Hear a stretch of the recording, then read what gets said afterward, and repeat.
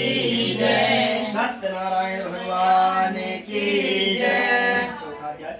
सूत जी बोले, वैश्य ने मंगलाचार करके वहां से यात्रा अपनी आरंभ कर दी और अपने नगर को चल दिया। उनके थोड़ी दूर निकलने पर दंडी वेशधारी सत्यनारायण ने उनसे पूछा, हे साधु, तेरी नाव में क्या है? अभिमानी बड़ी खस्ता हुआ बोला, हे दंडी, आप क्यों पूछते हो? क्या धन लेने की इच्छा है? मेरे नाव में तो बेलपत्ते भरे हैं। वैश्य का कठोर वचन सुनकर भगवान ने कहा, तुम्हारा वचन सत्य हो। दंडी ऐसा कहकर वहां से दूर चले गए और कुछ दूर जाकर समुद्र के किनारे बैठ गए। दंडी के जाने पर वैश्य ने नित्य क्रिया करने के बाद नाव को ऊंची उठी देखकर अचंभा किया और नाव में बेलपत्ते आदि देखकर मूर्छित होकर जमीन पर गिर पड़ा। फिर मूर्छा खुलने पर अत्यंत शोक प्रकट करने लगा।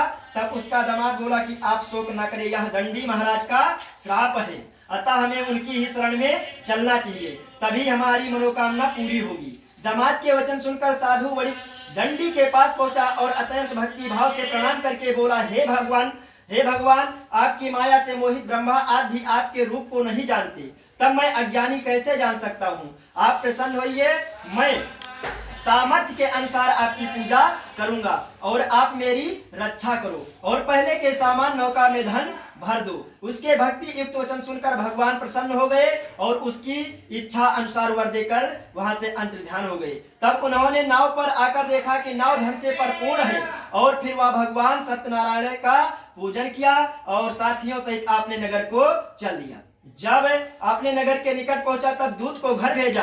दूत ने साधु के घर पर जाकर उसकी स्त्री को प्रणाम करके कहा कि साधु आपने दामाद सहित इस नगर के समीप आ गए हैं। ऐसा वचन सुनकर साधु की स्त्री ने बड़े हर्ष के साथ सत्यदेव भगवान का पूजन कर पुत्री से कहा, मैं अपने पति के दर्शन को जाती हूँ, तू कार्य पूर्ण कर शीघ्र ही आ जाना। माता के ऐसे वचन सुनकर कलावती प्रसाद छोड़कर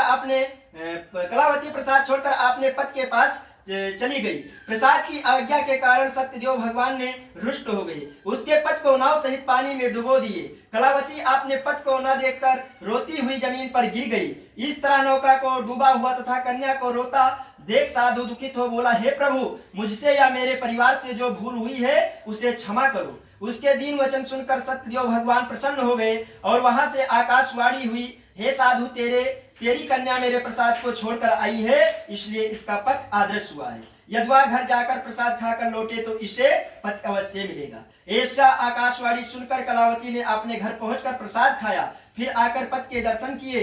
तत्पश्चात साधु ने बंध बांधों सहित सत्यदेव भगवान का विधि पूर्वक पूजन किया। उस दिन से वह प्रत्येक पूर्णिमा को सत्यनारायण भगवान का पूजन एवं कथा करने लगा। फिर इस लोक को सुख भोग कर अंत में स्वर्ग लोक हो गया।